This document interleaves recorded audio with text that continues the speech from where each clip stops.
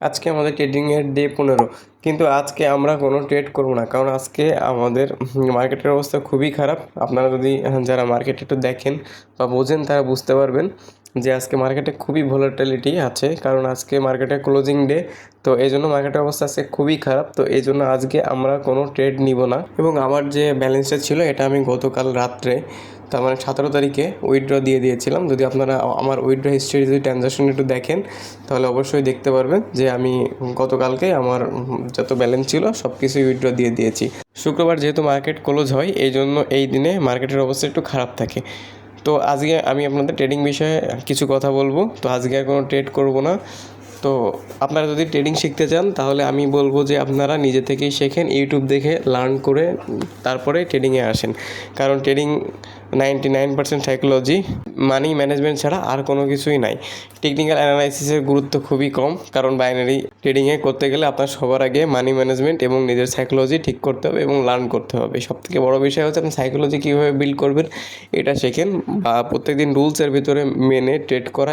আরেকটা কথা বলি, আপনারা কারো ভিআইপি সিগন্যাল বা ভিআইপি গ্রুপে অ্যাড হবেন না।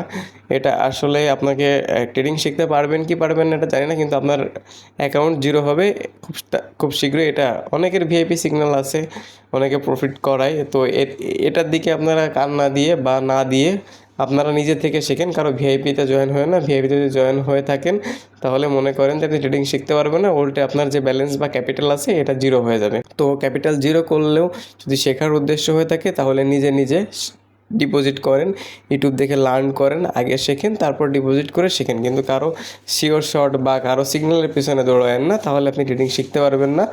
অযথা এখানে আসবেন, ব্যালেন্স জিরো করবেন, আবার ট্রেডিং থেকে চলে যাবেন। তো এটা না করে আগে ট্রেডিংটা ভালোভাবে শেখেন। তো ট্রেডিং শেখার জন্য আপনার ইউটিউবটাই যথেষ্ট, আর নিজের সাইকোলজি এবং রিস্ক ম্যানেজমেন্ট এই জিনিসটাই যথেষ্ট।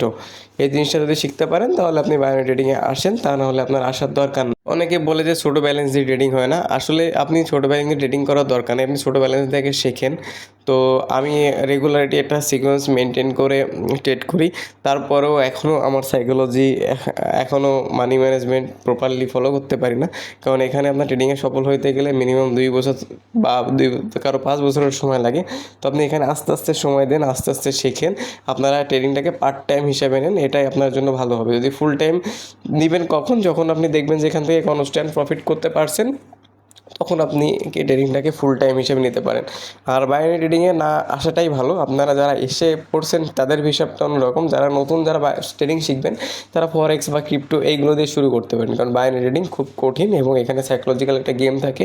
এখানে নিজের সাইকোলজিটা মানে ম্যানেজ করা বা নিজের ইমোশনটা কন্ট্রোল করা খুব কঠিন। তো আপনারা যদি বাইনারি ট্রেডিং করতেই চান তাহলে নিজের সাইকোলজি এবং নিজের ইমোশন এই দুটা কন্ট্রোল করা আগে শেখেন, তারপরে ট্রেডিংয়ে আসবেন। এতটুকু ছোট্ট কথা ছিল আপনাদের জন্য। আপনারা যদি কারো ট্রেডিং শিখতে থাকেন আমার ভিডিও দেখতে পারেন অথবা ইউটিউবে ভিডিও দেখতে পারেন। যদি কোনো আপনাদের প্রশ্ন থাকে আমাকে করতে পারেন, আমি ক্লিয়ার করে দিব। আমার হয়তো বা অতটা জ্ঞান নেই মার্কেট সম্বন্ধে, কিন্তু প্রফিট করার মতো কিছুটা জ্ঞান আমার ভিতরে আছে। তো আপনারা যদি কোনো সমস্যায় পড়েন বা কোনো কিছু শিখতে চান, ভিডিও দেখেন অথবা ভিডিও নিচে কমেন্ট করেন, আমি আপনাদের সমস্যা সমাধান করে দেওয়ার চেষ্টা করব। তো আমার কোনো ভিআইপি সিগন্যাল নাই, কোনো কিছু নাই। আপনারা যদি কোনো হেল্প লাগে আমাকে বলতে পারেন।